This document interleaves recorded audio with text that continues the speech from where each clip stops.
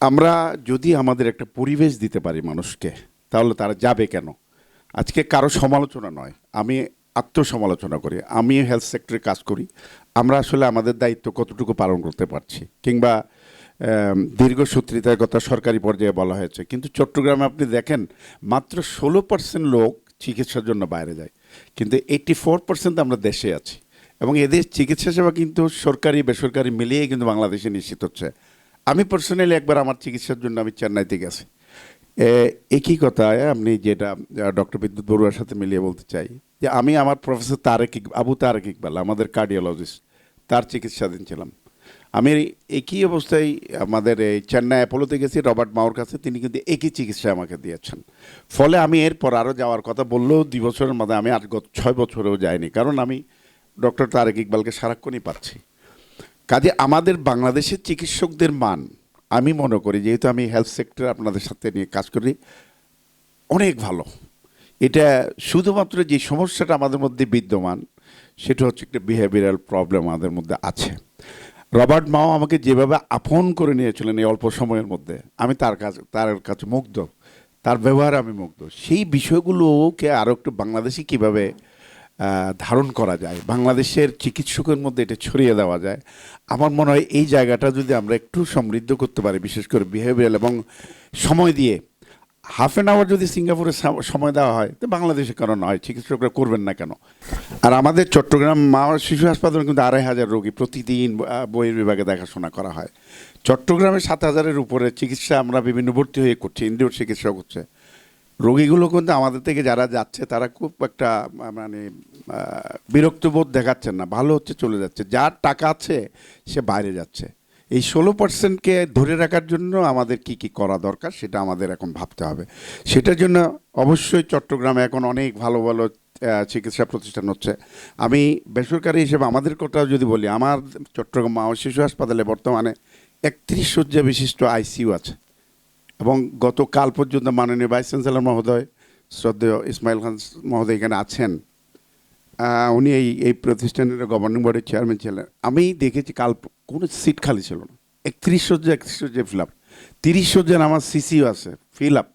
তারপরে বাচ্চাদের জন্য এনআইসিউ আমার আছে 52 বেডের, বাচ্চাদের আইসিইউ আছে 18 বেডের, বাচ্চাদের সিসিও আছে 20 বেডের, বাচ্চাদের এইচডি আছে 9 বেডের। এই সবগুলো কিন্তু সিট পাওয়া খুবই কঠিন কাজ মা ও শিশু হাসপাতালে।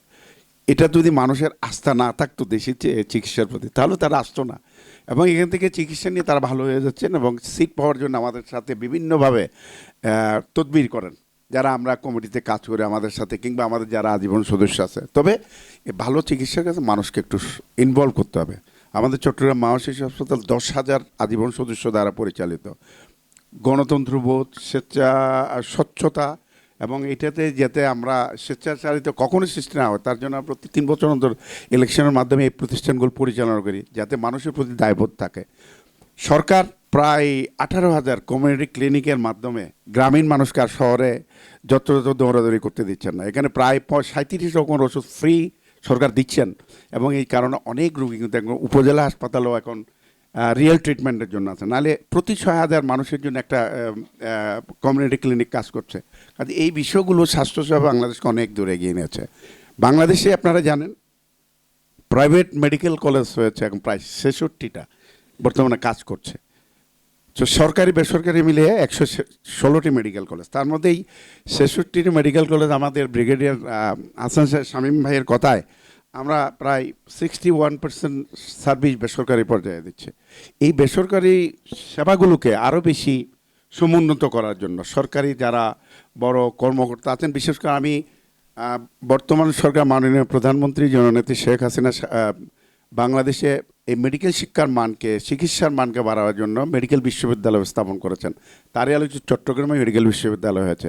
আমরা চাইব যে আমাদের এই প্রতিষ্ঠানগুলো আমাদের এই চিকিৎসার মান উন্নয়নে আমাদেরকে যেভাবে পরামর্শ দিয়ে যাচ্ছেন, এটা যেন আরও বাড়ানো হয়, এবং সেখানে যদি কোনো জনবলের সমস্যা থাকে, সরকারের তরফ থেকে সেই জনবলের সমস্যাটুকুও যেন পূরণ করা হয়, যাতে করে আমাদের যে কার্যক্রম আমরা সেইভাবে পরিচালনা করতে পারি। আমরা কোভিডকালীন আমরা চট্টগ্রাম মা ও শিশু হাসপাতালে 275 বেডের আমরা কোভিড ওয়ার্ড চালু করেছিলাম। বিদ্যুৎ বড়ুয়া সেখানে ফিল্ড হাসপাতাল করেছেন, আমরা এই বেসরকারি পর্যায়ে কিন্তু চালিয়েছি। কেউ কিন্তু তখন চট্টগ্রাম বা দেশের বাইরে যায়নি, তখন কিন্তু মানুষ দেশের চিকিৎসা পদে আস্থা রেখেছিল। তখন সব রুগীগুলো ওখানে যেত, কোনো সিট খালি থাকতো না। 650-এর পাশাপাশি 275-এর আমার এই কোভিড ওয়ার্ড চালু ছিল এবং আমরা সফল হয়েছি এবং প্রায় 28,000 মানুষকে আমরা চিকিৎসা দিয়েছি এবং দেশের মানুষ আর তখন কিন্তু যায় নাই। আপনি স্বনামধন্য গ্রুপের কথা একজন বললেন, এস আলম গ্রুপের কথা বলি, এদের তো এক ভাই জেনারেল হাসপাতালে মারা গেছেন এবং তারা পরবর্তীতে আনোয়ার খান মেডিকেল কলেজে ভালো প্যাট্রোনাইজ করেছেন। তো বাংলাদেশের চিকিৎসকরা চাইলেই যে পারেন সেটা তো প্রমাণ আমরা কোভিডকালীন রেখেছি। আমাদের তো বাইরে যাওয়ার তেমন দরকার নাই। কিছু মানুষের ইচ্ছে থাকবে, টাকা আছে, সেটা বাইরে একটু ফ্যাশন হিসেবে অনেকে যায়।